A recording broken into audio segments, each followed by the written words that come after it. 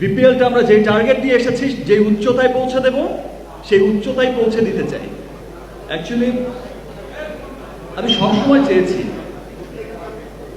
আমার স্বপ্ন ছিল সেটা, ফিল্ম আর ক্রিকেট কিভাবে একসাথে মার্চ করতে পারে, কিভাবে একসাথে চলতে পারে। কারণ আমরা সকলেই জানি সিনেমার থ্রিল, রোম্যান্স এবং ক্রিকেটের মাঠের এক্সাইটমেন্ট, এই দুই মহাশক্তি একসাথে মিলে গেলে একটা মহা বিস্ফোরণ হতে পারে, রচিত হতে পারে একটা মহাকাব্য,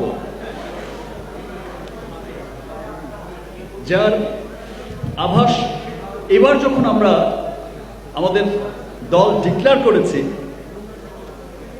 তখনই পেয়েছি।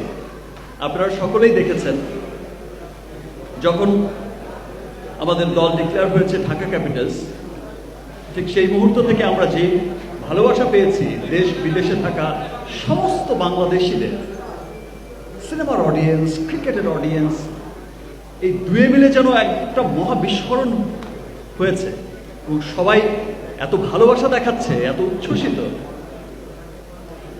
তাদের এক্সাইটমেন্ট দেখে আমরা সকলেই আসলে আমাদের আবেগ অনুভূতি আর ধরে রাখতে পারছি না। আমরা এবারের ঢাকা ক্যাপিটালস নতুন টিম, এবারই আমরা এই আয়োজনে এসেছি। বাট আমাদের কোম্পানি রিমার্ক হারলেন, আপনারা জানেন যে সব সময় বাংলাদেশ ক্রিকেটের সব রকম ফরম্যাটে, দেশে বিদেশে সমস্ত টুর্নামেন্টেই কিন্তু পাশে থেকেছে ক্রিকেটের। আমরা ক্রিকেটকে ভালোবাসি, আমরা সবসময় বাংলাদেশ ক্রিকেটের উত্থান চেয়েছি। আমরাও ভালোবাসি বাংলাদেশ ক্রিকেটকে। বাংলাদেশ সিনেমাও যেমন আমাদের, বাংলাদেশ ক্রিকেটও আমাদের। তো আজ সত্যি একটা খুব আনন্দের একটা দিন আমার জন্য, আমার ঢাকা ক্যাপিটালসের সকলের জন্য। এই যে আমার পাশে আঙ্কেল আছে,